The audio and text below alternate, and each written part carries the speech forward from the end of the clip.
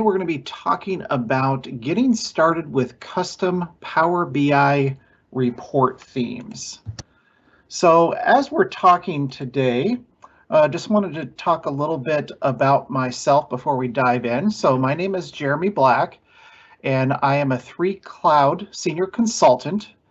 My contact information is listed here, have my email, my LinkedIn. Don't currently use Twitter, but need to start at some point, I imagine. And I am currently MCSA certified in BI reporting. Also have some Azure Fundamentals certification and Power Platform Fundamental certification. So I primarily focus on Power BI architecture, Power BI development, and that's what we're going to be talking about today. So the agenda, what are we going to actually cover today? So we're going to talk about the basics of what is a Power BI report theme. We're going to talk about the benefits of creating a custom Power BI report theme. We're going to talk about what the building blocks are that you're going to use to generate a custom theme. And then we're going to dive right into a demo and go through how to use those building blocks step by step to create a custom theme. Then we'll end with just a couple of limitations currently with Power BI custom themes and open it up for some Q&A. So at its core, a Power BI report theme allows you to apply design changes to your entire report. Oftentimes you may integrate corporate colors, you might have your own icon sets, and you're applying the default visual formatting.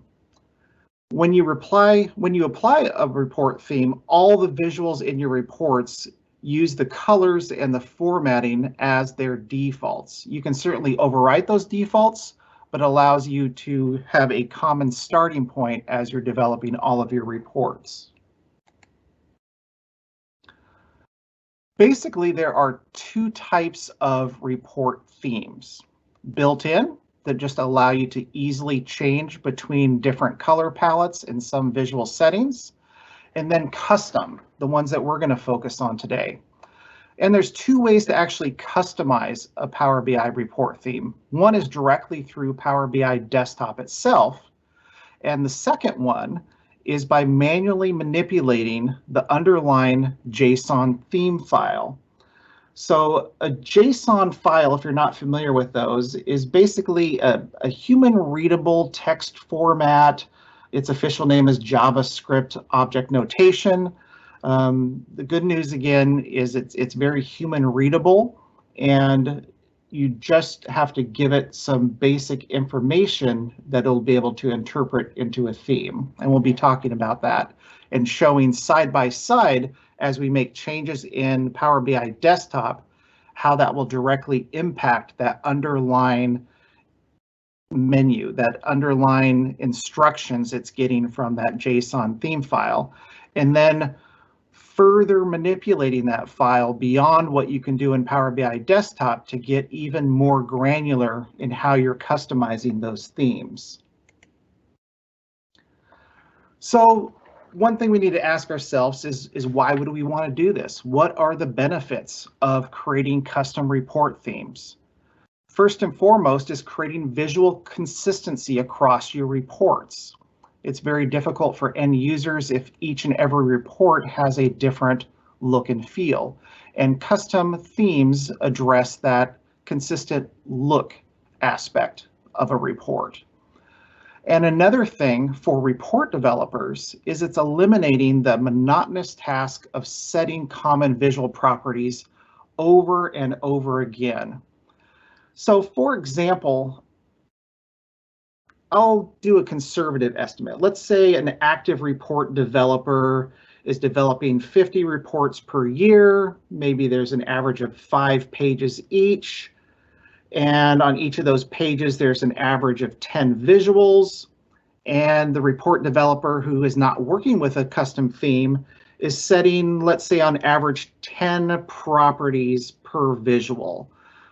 such as adding a border around the visual, setting the font size to one that you like, changing various color elements. Let's say you only do 10 of those per visual.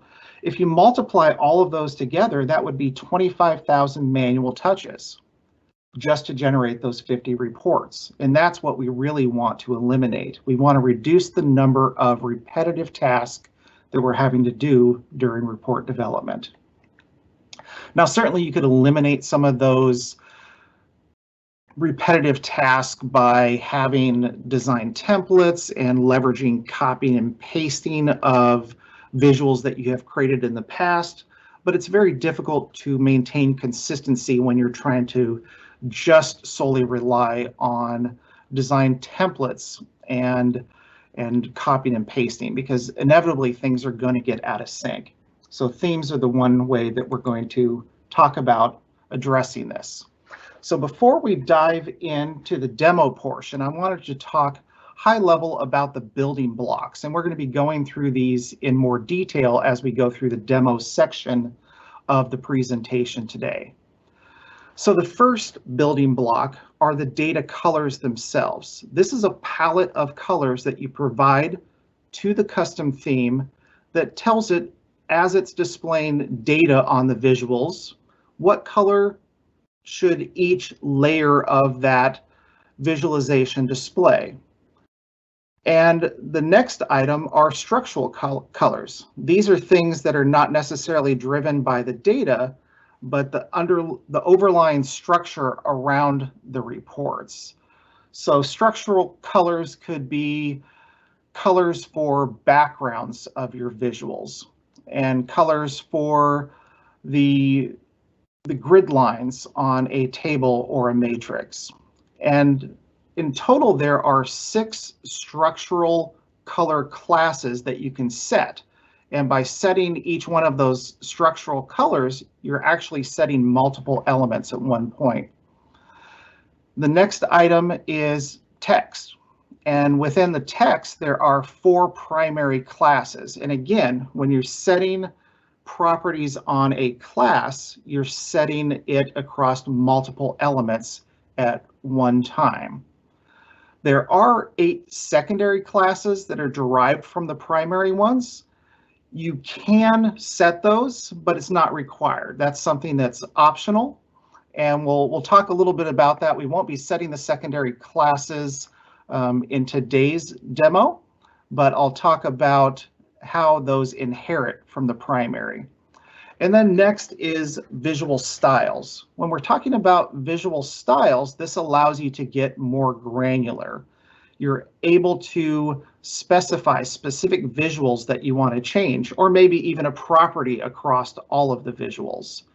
And within the visuals, there are unique cards, and those cards hold a collection of settings or properties that you can manipulate through your custom theme.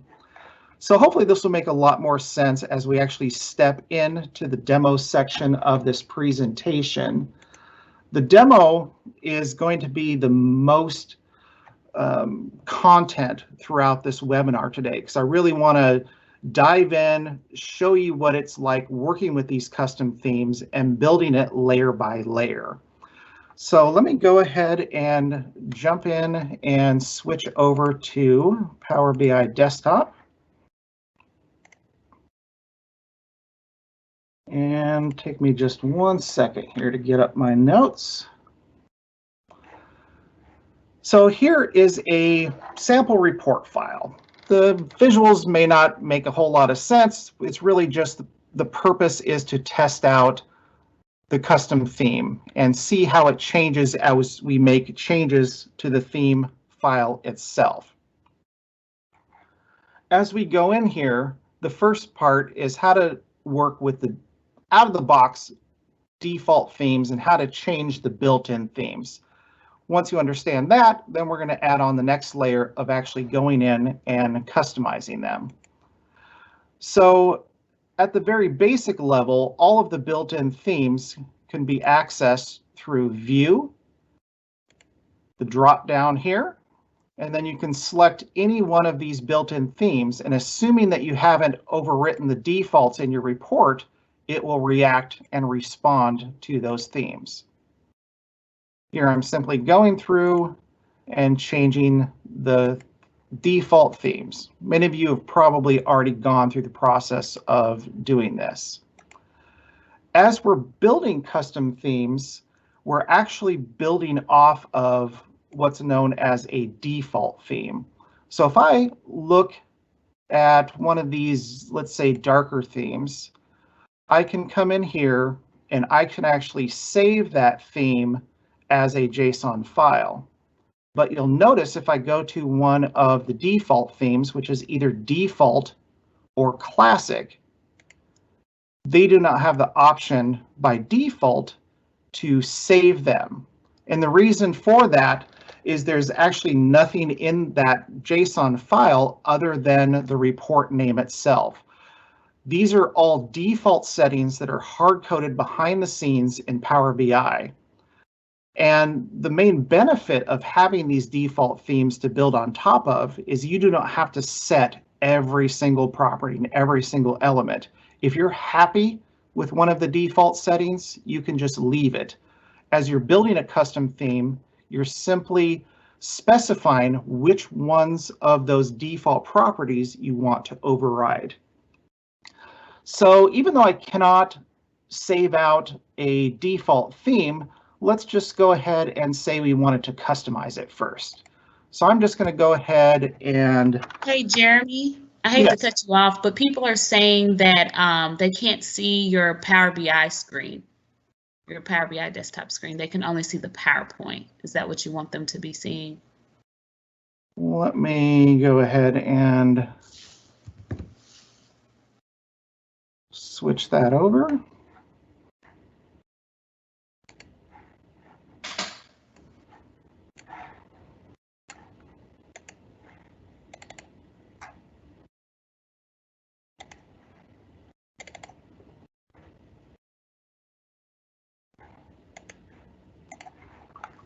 I'm just going to go ahead and re-add the content and see if that works.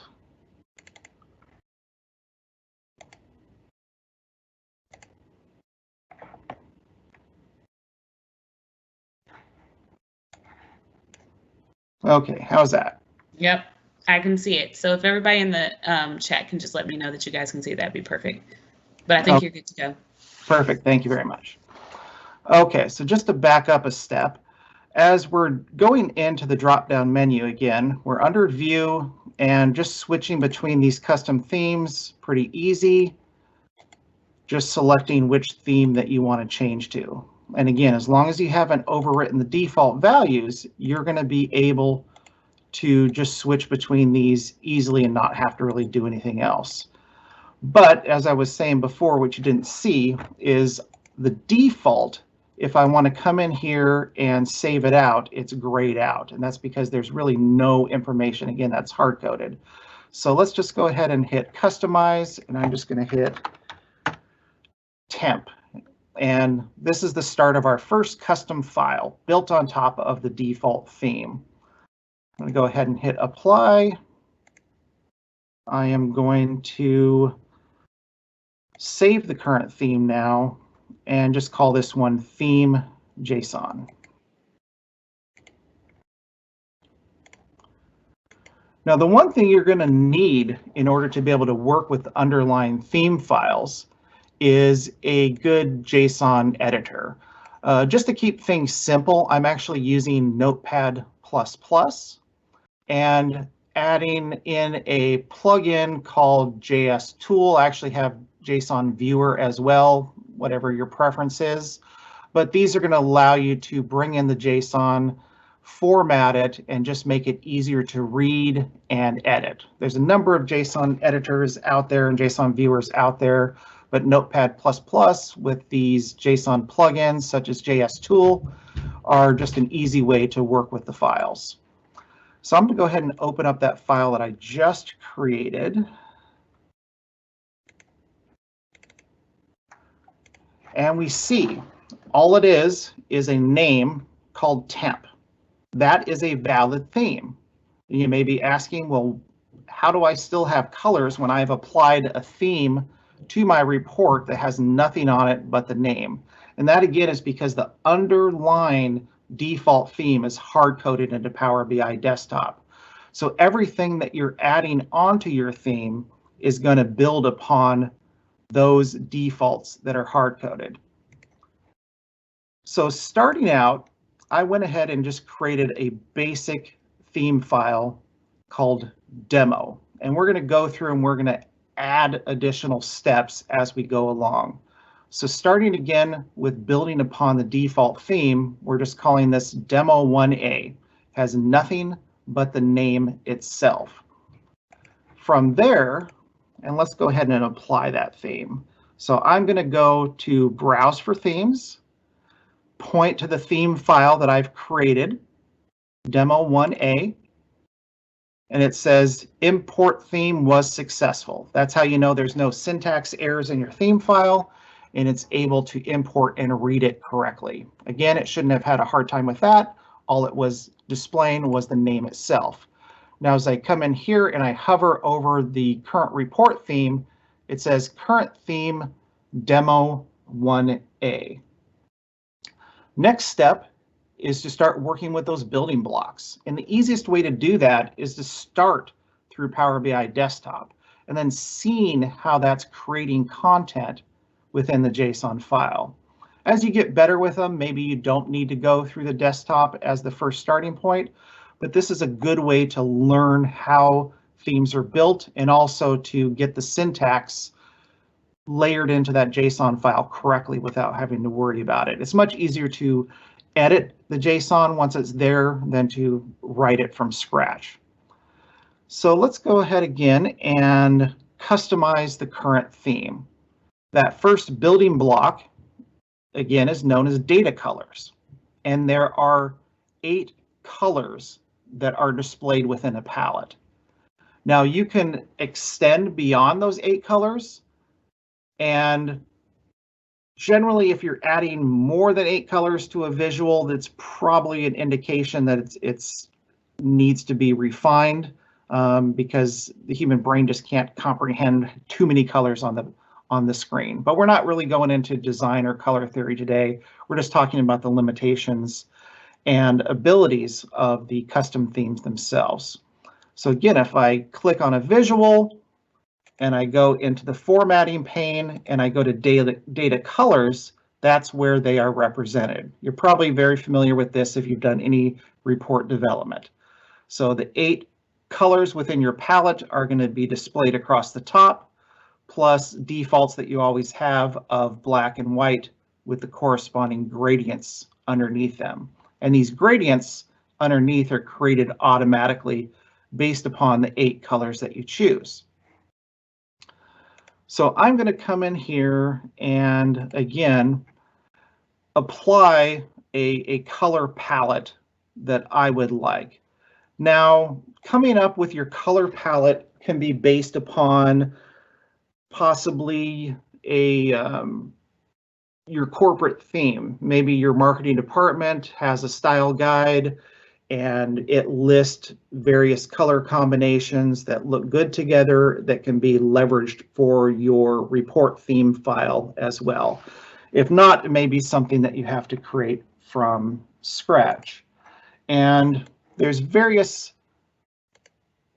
palette generators out there. I happen to use a simple one, and again, this will be in the links at the end of the presentation. It's just called mycolor.space.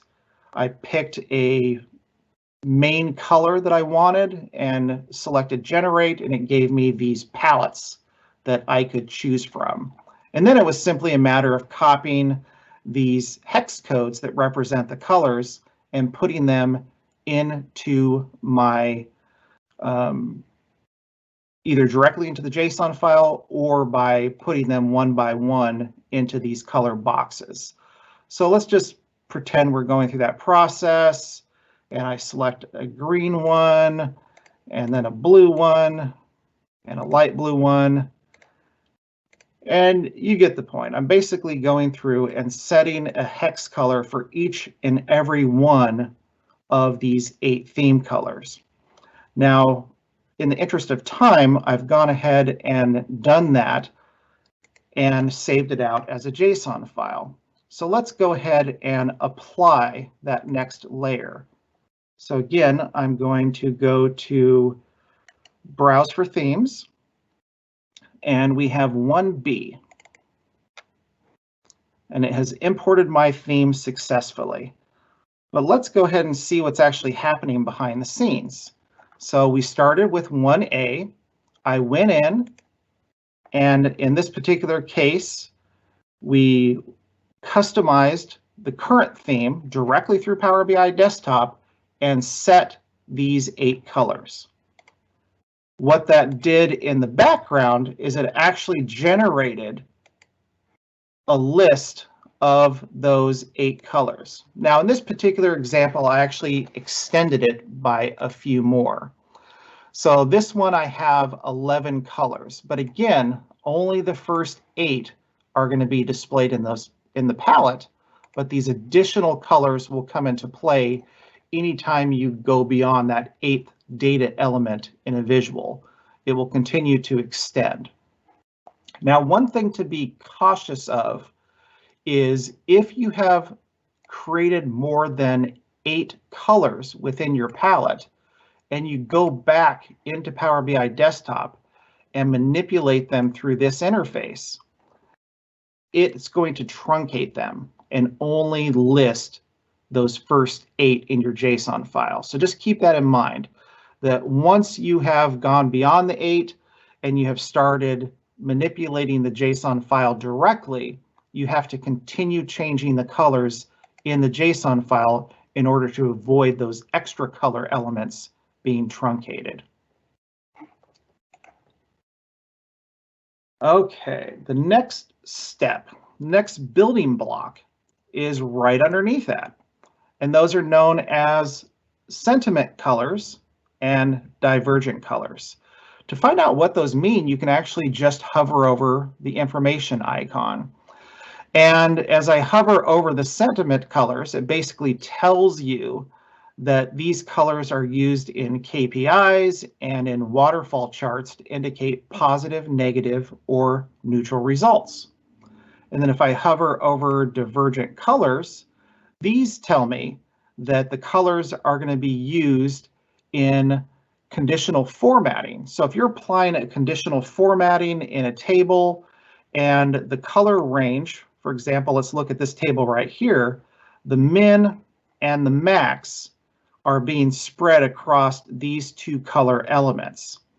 And then if I were to say I would like divergent colors, you're in essence saying I want to see the ones on the extreme far left, the ones on the extreme far right, and the ones in the middle I want to de-emphasize. Now, unfortunately, divergent colors, if you're using all 3, don't necessarily translate into the 2 color palette well.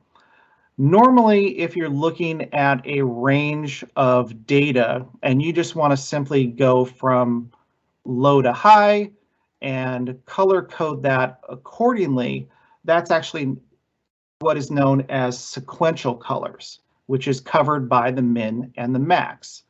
But once you add in the middle color, that is supposed to diverge from that center point, the neutral. But the neutral should really be a neutral tone, and the min and the max should be opposites. So for example, if you wanted truly divergent colors, you would probably want a green and a red. Let's get a little bit more red. And the center one, you would want something really, really neutral. And that would be a good divergent color scheme. But it's probably more common that you're really just looking at sequential colors and going from high to low.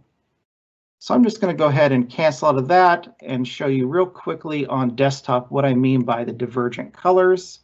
If I come to conditional formatting, and I go to advanced controls, you can see right now it's just reading in the high and the low. I turn on diverging colors and that middle color shows up. But as I mentioned, a better color scheme for this, if you're diverging from the center, would be to actually swap these two. And unfortunately, it doesn't provide that normal ability to kind of switch between those automatically.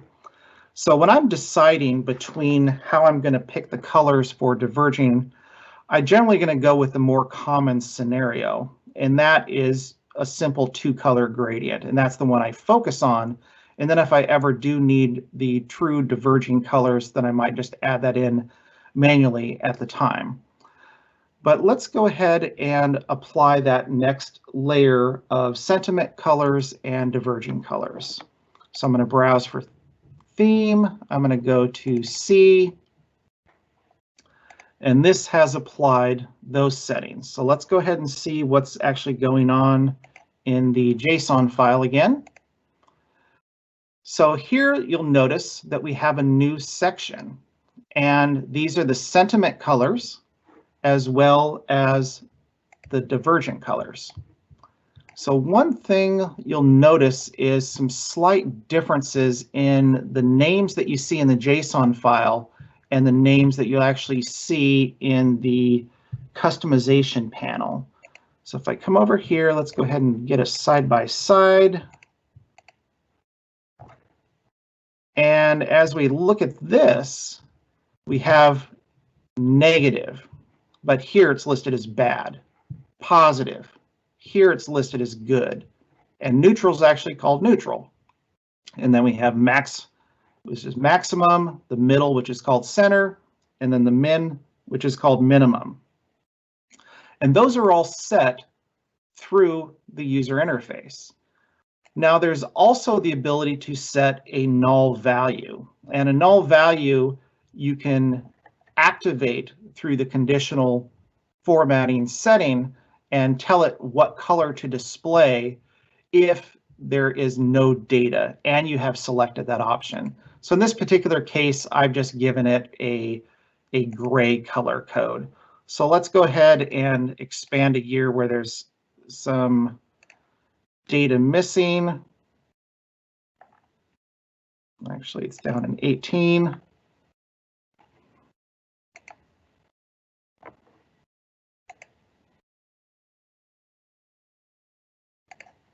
And there's the default color, which is that gray.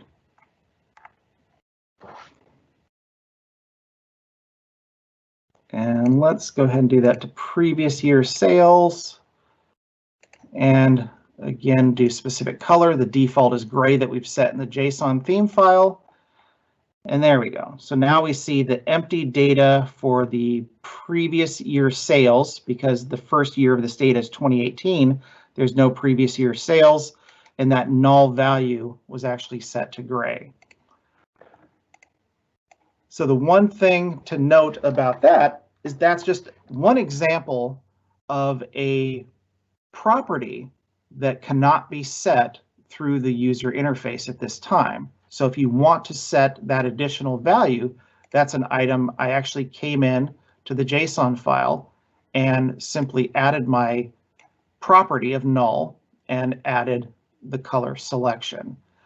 Now, you might ask, well, how would I know that that's even an available option? And that's where you're going to have to start going to the Microsoft documentation.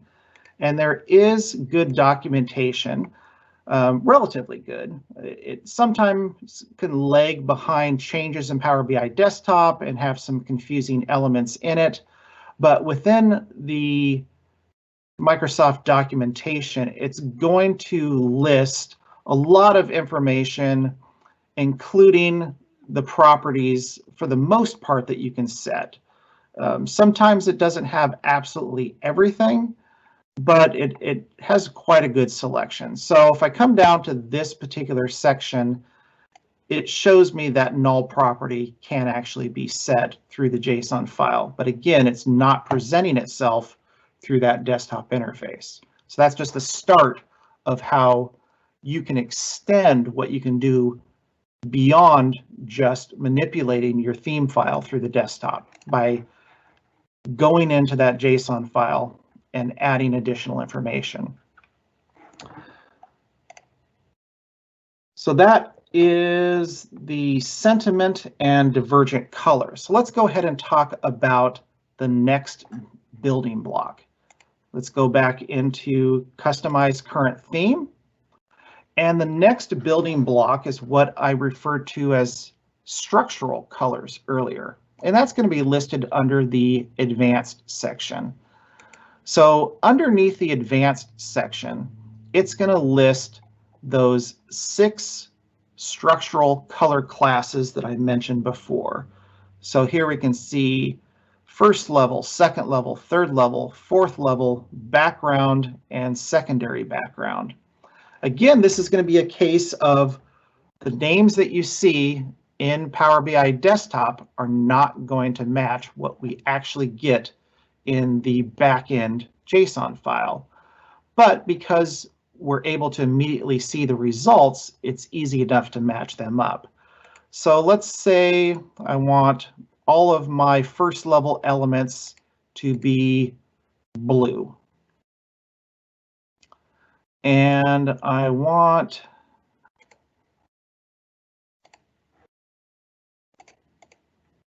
actually that did not take. Let me go ahead and I want my second level elements to be orange, and I just again come through and select these colors.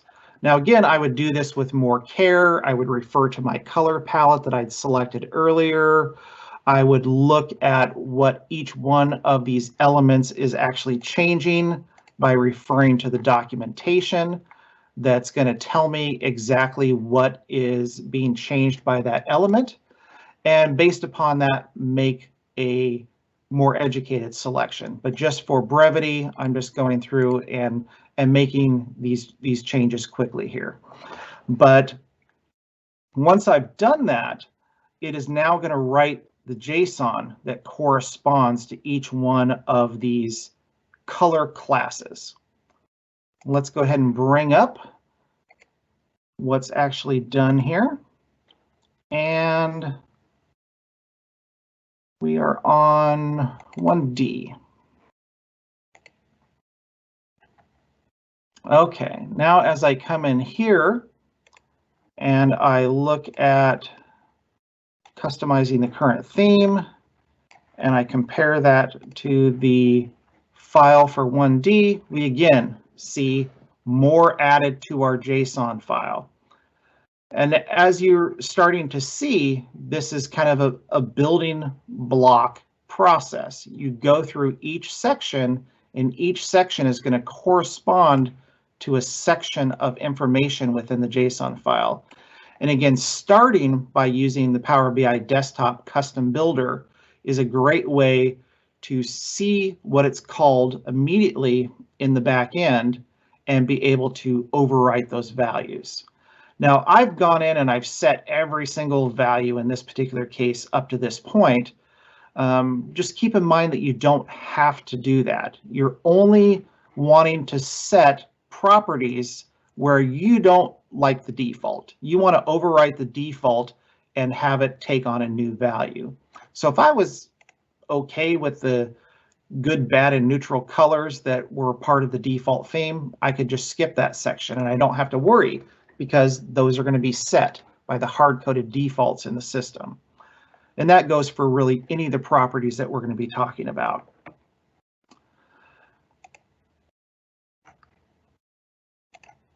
Okay, so looking at a matchup between the names that are here and the names that are displayed, we can see some differences.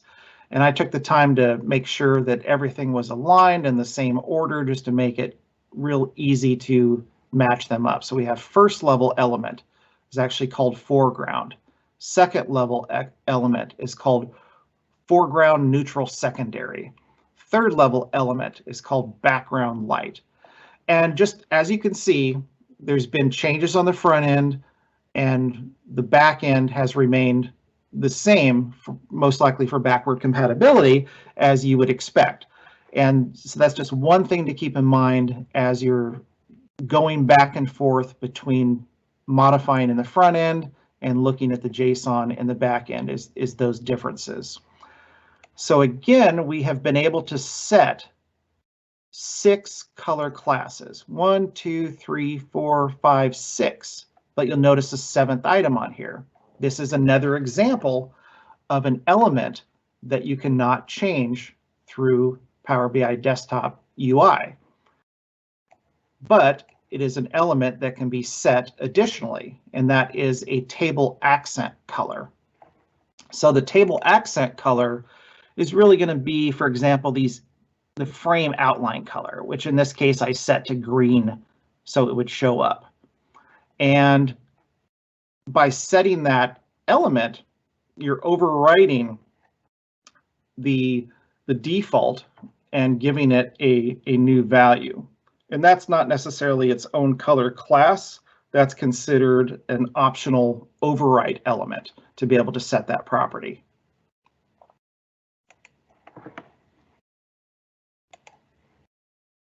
Going to the next layer of custom themes. Now that we've talked about the beginning building blocks of the data colors, the sentiment colors, the divergent colors, we've gone into the structural colors and made changes to those. We've set a couple elements that aren't visual through the user interface, which is the null value for the divergent colors. And also we have set a table accent that is not available through the user interface. The next set of classes are the text classes, and there are 4 primary text classes. You can see listed here as general, title, cards and KPI, and tab header. Now there are actually secondary classes underneath some of these. For example, the general primary category has 7 subclasses underneath it. You don't have to actually go in and set those because there's underlying logic that based upon how you set the primary property, those secondary properties will automatically calculate. So for example, if you set a specific color and font size for the data here, there's a formula that's automatically going to say go in and make a bold summary row. And unless you don't like that default and you want to change it somehow, like you want to make this 2 points larger or something like that, or you don't want it bold, you want it bold and italicized, then you can go in and override those. But for the most part, those secondary properties or secondary classes can be left alone. Now, as I come through here, one of the more common things that you'd want to do in the text classes is making sure it's all from a similar font family. So I might come through here and, well, I actually like that one. I'm going to stay with that one. And I'm going to increase that, and maybe I want to go to blue, and I want the title. So that one's a different font family. So in order for consistency, I'm going to go to bold titles. And on KPIs, KPIs like this big card there, that's an awfully large font. So maybe I want to take that one down to 30. And stick with blue. And then tab headers. Let's say that one's fine, except I want to change the color. So as I've applied that change, you can see the font size on the card went down. These colors have all changed to a blue. And let's go ahead and see what's done in the underlying JSON file. And again, the JSON file is one I created earlier, so it's not going to match exactly, but you get the general gist of the steps that were followed here. So if I browse for the themes and we go to the text file, you can see I picked a slightly different hue of blue, and got a consistent color across those text classes. And I'm going to come in and go to Customize Current Theme and show the JSON next to it. And as you've seen before, we have a new section. So again, these are the text classes that we're looking at this point. We've gone through and we've set 4 primary classes. We have general, which shows up as label, title, which is called title, cards and KPI, which is called callout, and then tab header, which is just listed as header in the underlying JSON. So this is the first time that we're actually getting more detailed properties.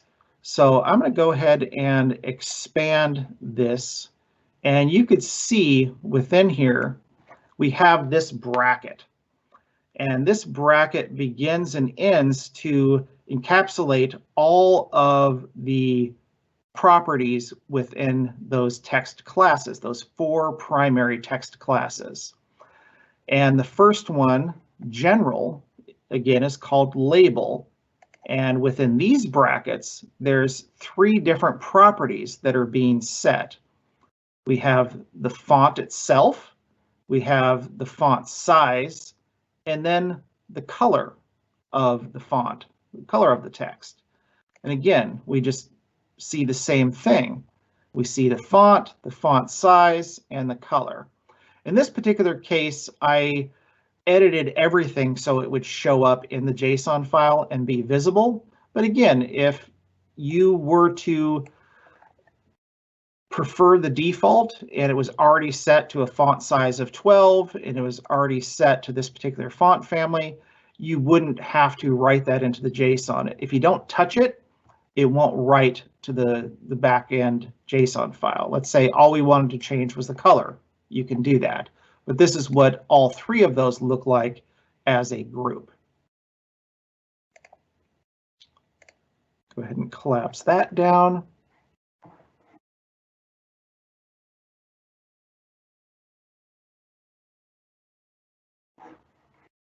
And again, those secondary classes are not shown within the desktop user interface, but that is something that you can go to the Microsoft documentation. If you want to set it at a more granular level, you can keep building upon that.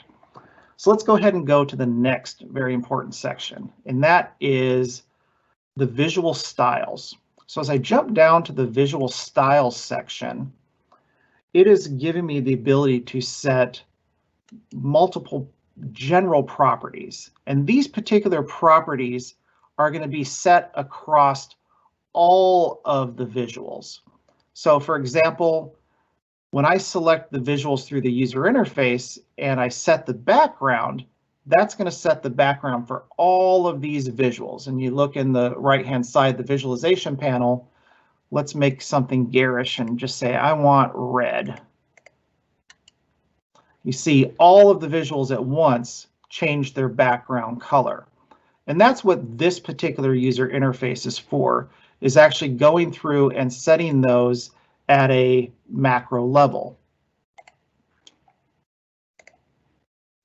Same thing, if I want to set a border, I can do that. Let's say I want a black border and I want it 20 pixel radius.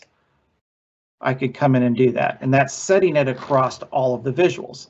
So you can see there's good and bad with that. The one good is you're able to make a lot of changes very quickly.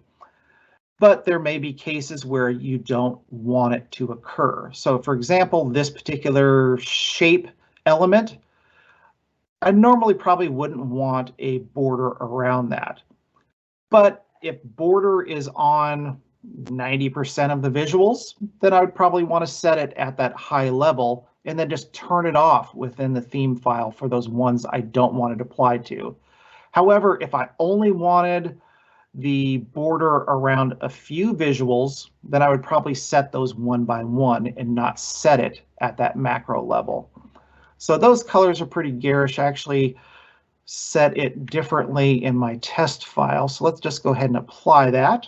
I'm going to go browse for themes, and we are on 1F. And this particular case, again, just kind of going with the color theme, I made all the borders blue. The backgrounds are white, and made some other default changes there. Let's go into the theme file, look at our visuals, and if we go through here, we can see the border was turned on. I made a blue border color and a 15 pixel radius.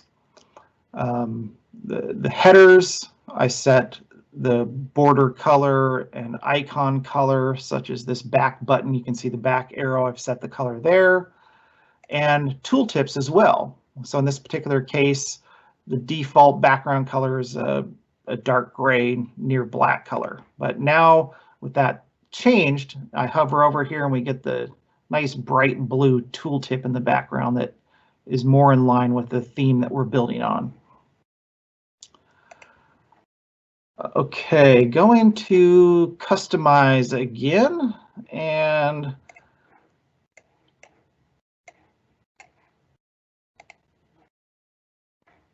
let's look what's going on in the underlying JSON file. So now there's a new section. It's called Visual Styles, and the very first element underneath is a wildcard. And this wildcard is what is telling the JSON to apply it across all visuals. When you see that wildcard at the very second position, it just is a placeholder. So instead of saying, I want you to apply this to the bar chart, and I want you to apply this to the gauge, I want you to apply this to the matrix and the table, using this wildcard allows you to make these property settings apply across all of the visual elements where that particular property applies. Underneath that, you'll actually see another wildcard. This one is a little bit strange in that it is a placeholder that's kind of always there, and it's something that Microsoft has alluded that they may leverage it in the future. It has no purpose at this time, but they created that extra layer there that always gets a wildcard. At some point, possibly in the future, they may use it to create additional groupings of visual styles. So let's look at this underlying setting. We have the background color, solid referring to the opacity, or actually the gradient, and then the color being set, and then the transparency. And again, all of these values have been set in this particular file just for demonstration purposes, but it isn't always necessary to set each and every one, just the ones that you're overriding. Okay, moving on to the next layer. We have the page. Now on the page, there's two different sections. We have the wallpaper and the page background.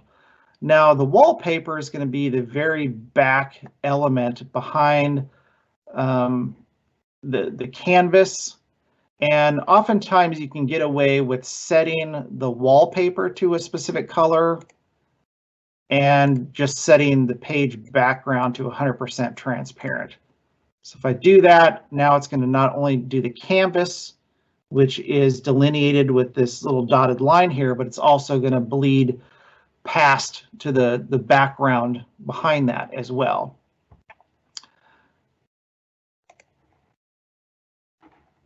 Let's jump into the JSON file real quick.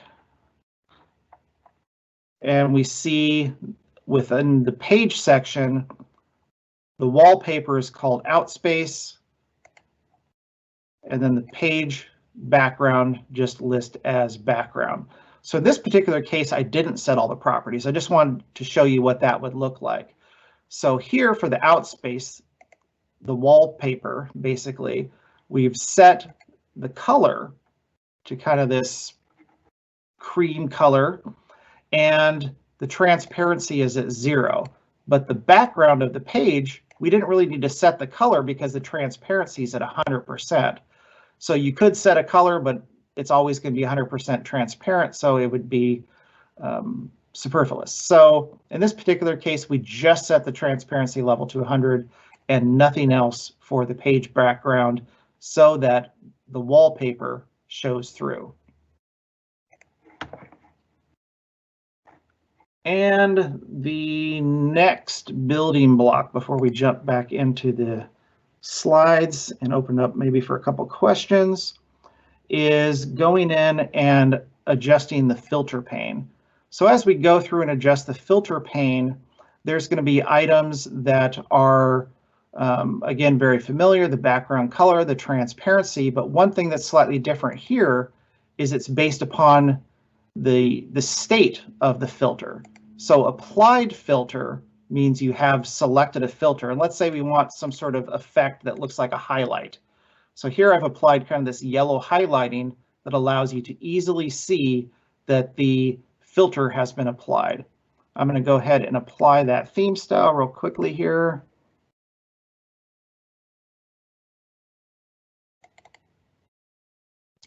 And if we go to the underline JSON,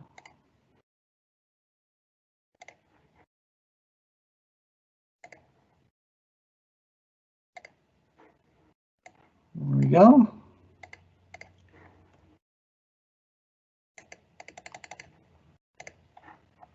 We now have another section, and this particular section shows up underneath the visual style section. So we see the outspace pane as well as the filter card. Now this is the first time we've seen this type of element, and this ID is really telling it what its state is. So this ID of applied is saying these particular properties are being set on any filter that is applied. And then the next ID is available, which is in essence filter not set. And the addition of this ID, which again was all written through the user interface, but gives you some idea of the additional things you can do and the type of structure that's being applied, adds that additional element to indicate the state of the object that the color is being applied to. Okay, and then the last thing as far as making fine-tune adjustments, and really that next step is just diving in deeper, going in and being more granular. There's certain things that I didn't like. So I don't like the border around this shape, and I don't like the background color on this drill through. So I'm just going to go ahead and apply that theme just to show you what it looks like really quick here. And as I come in here and I say customize, there's nothing that's going to be visible within this panel. This is all stuff that was manually applied. So I'm going to jump in here and show you what sections were manually added. So I added some information for the, let me move that over here, for the basic shape. So on the basic shape, I set various properties and basically said I want the border to show false, and I did it for just this specific shape. In this particular case, instead of starting with the wildcard, like up here, I started with the visual name of basic shape. And then we have the next level, which is that placeholder wildcard that's always there. And then we have our property of border, and the value of show is equal to false. And that turns off the border for that one specific element. And then I also did an adjustment to turn off the transparency for this action button, again using an ID to say when this is disabled, I want you to turn off that background color. Now, just to show you the different states, you can see that button changes between active and inactive. And that's where that ID comes into play, is it tells it what state it's in when those colors are being applied. Let me go ahead and jump back into the slide deck so we can close up here and see if we have any questions. A couple limitations are that themes can only be applied within Power BI Desktop, so you're not able to apply them across multiple reports at one time using the Power BI service. So anytime you make a change to a theme, you have to go and apply those report by report. And that not all visual properties can be incorporated into a theme file. So in this particular case, let me see if I can get back there. I wanted to center all text in text boxes. I couldn't figure out where that property was at. And even though I could find it, it just wouldn't accept it as a setting. And you're going to run into things like that. Sometimes you may not be able to set a property, may just be because the documentation's lagging behind, and sometimes you might have to reach out to the community. And then, you know, if you run into an object that you can't change, possibly you might be able to go to certain sources. So again, the first thing to consult would be the Microsoft documentation. You can look at other themes through the themes gallery, which is accessible also through Power BI Desktop. And there's a GitHub repository that actually gives you some example JSON code of different visual elements and specific settings that have been placed on there. So these are just a few resources that you can leverage, and those will be left on that particular slide. And I know I've kind of run up to the end of time here, but if we have any questions, I could probably address those now if you still have time, or we can submit them and I could get back to folks via email. Crystal, do we have any questions popping up? Not so far. I'm looking here in the chat. I just want to give, because there's a little bit of a delay, so I just want to give people maybe like 1 minute or so to get their questions in really quickly, if there are any.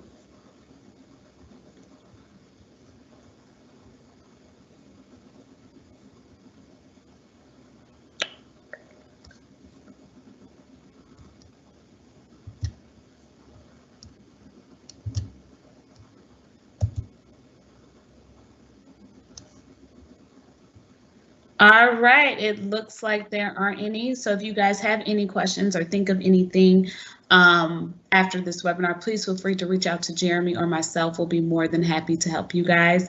If you guys have any questions or any comments, please feel free to look out.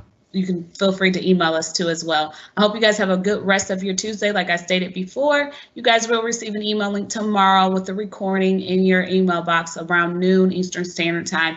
And as well, you can always follow us at subscribe to our YouTube channel and check out our free webinars and plus Power BI videos, anything else. Thank you guys so much for joining. I hope you guys have a good rest of your Tuesday. And thank you. We'll see you guys in the next webinar. Thank you, Crystal. Thank you.